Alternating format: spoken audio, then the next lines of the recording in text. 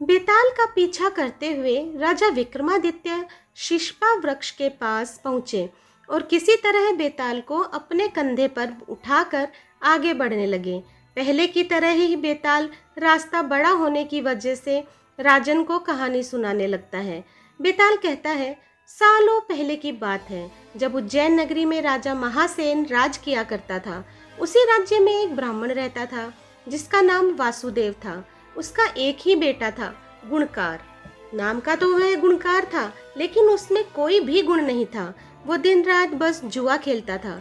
जुए में वह पिता के कमाए सारे पैसे हार जाता। उसकी दो बहन भी थी, उसे उनका भी ख्याल नहीं था।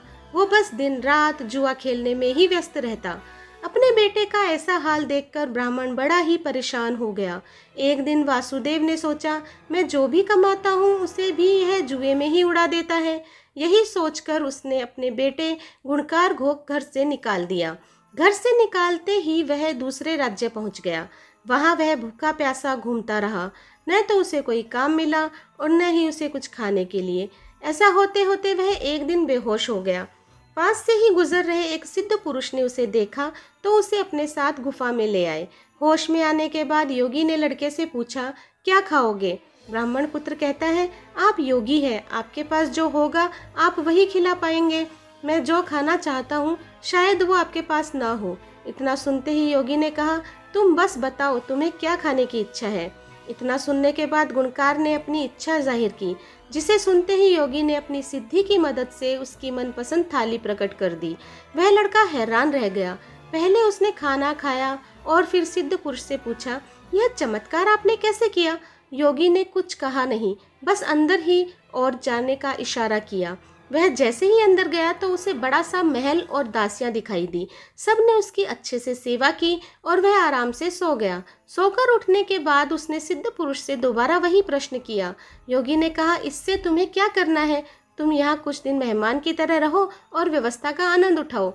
ब्राह्मण पुत्र जिद में अड़ गया और कहने लगा कि वो भी यह सिद्धि हासिल करना चाहता है।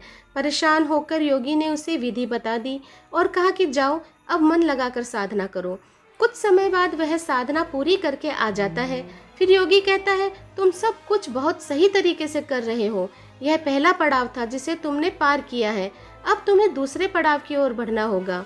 उसने कहा, मैं ऐसा ही करूँगा, लेकिन दूसरा पड़ाव शुरू करने से पहले मैं एक बार अपने घर जाना चाहता हूँ। सिद्ध योगी ने कहा, जाओ, जरूर जाओ। जाने से पहले ब्राह्मण पुत्र ने योगी से अपने परिवार के लिए तोहफे की मांग की।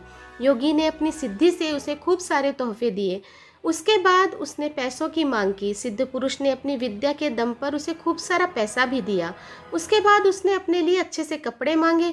योगी ने उसे वो भी दे दिए। सब कुछ लेकर वह अपने घर पहुंचा तो उसके परिवार के सभी लोग गुणकार को देखकर दंग रह गए।